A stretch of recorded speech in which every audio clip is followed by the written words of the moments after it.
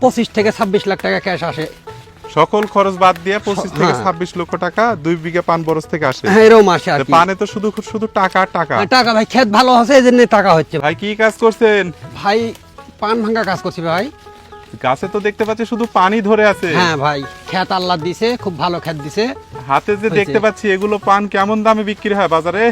ভাই এইগুলো সব পান এখন ধরেন নতুন পান তো, হ্যাঁ, এর দাম পুরানা পানের কিন্তু দাম কম, ওই 4800 5000।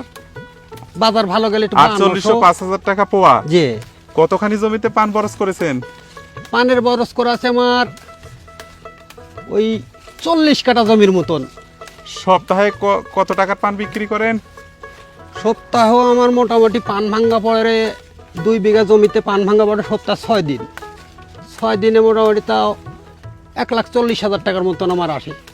প্রতি সপ্তাহে 1,40,000 টাকার পান এরকমই বিক্রি আসে। হয়। হ্যাঁ পানে তো তাহলে শুধু টাকা টাকা। ভাই, পানের টাকা, পানের বড় যেটা খরচও যেমন, টাকা তেমন।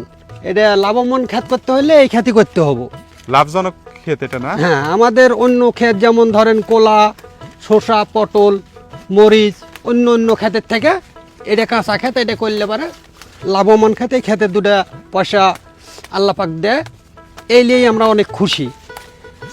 ক্ষেত ভালো হলে ভাই পয়সা খুবই ভালো। পান বরজে খরচ কেমন আছে? কেমন খরচ হয় আপনাদের?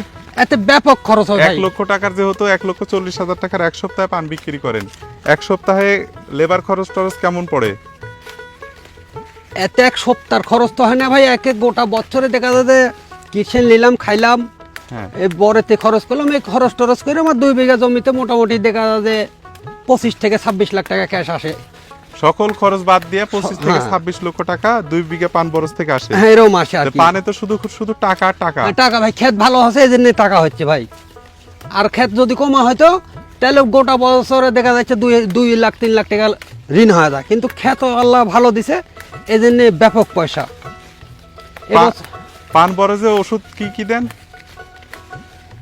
এক ধরেন যে ওষুধ দিয়ে আমার ওই ভাটিমেজ দেওয়া লাগে, ওবরাল দেওয়া লাগে, আপনার ওই নাটিভো দেওয়া লাগে। এক সময় এক রকম ওষুধপাতি মারা লাগে, অত ওষুধের নাম আমার মনেই থাকে না।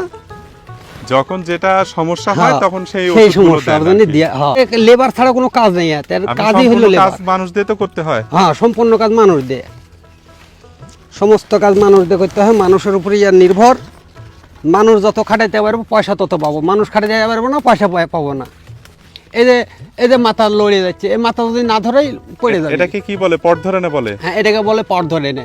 এই পান গাছ এই ওয়াশির সাথে আপনার এই যে উলে দিয়ে যদি পেঁচ দিই, এখানে আমার কাছে খের নাই, খের থাকলে এখানে একটা ধরা দিলে এই আবার উঠে চলে যাবে।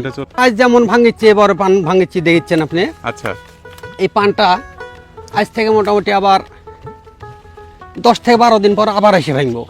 10 থেকে 12 দিন পর এটা ভাঙবো। এটা ভাঙার সপ্তাহ 2 দিন ভাঙলাম, কিন্তু আজকে ভাঙলে এটা সপ্তাহ শেষ। এই পান এই বরজ বানতে হয় কতদিন পর পর? এটা শক্তির উপর নির্ভর করে ভাই, বুঝতেলেন? এটা আপনার ওই 2 মাসের মাথায় বান্ধা পড়ে।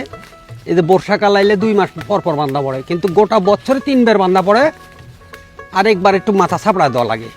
গোটা বছরে 4 বার মানলে পারেই ভালো। শক্তিশালী বর এটা 4 বার না মানলে রাখতে পারবো না। দুর্বলতা বর হইলে বছরে 3 বার মানলে যথেষ্ট।